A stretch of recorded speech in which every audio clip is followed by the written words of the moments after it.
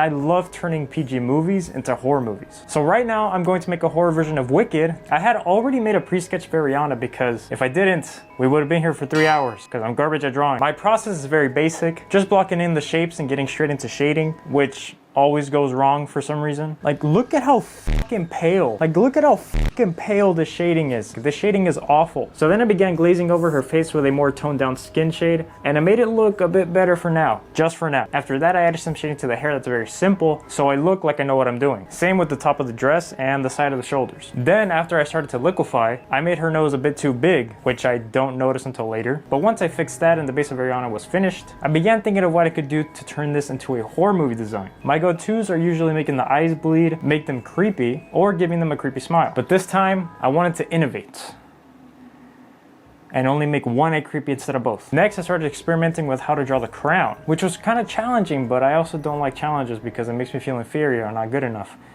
And it makes me want to give up. But nevertheless, I pulled something out of my ass and ended up making a semi-cool looking crown, and also decided to add the pupil to the eye back, but like a demon or something, I don't know. Next was the smile, which I didn't really know what to do with because it doesn't really look like Ariana when I make it too goofy. So I just made her slightly smile in a more creepy way. Then I added the blood to the eyes. Then I rendered the hair a little more, then the dress, then added some more blood, and then boom, Wicked for worse.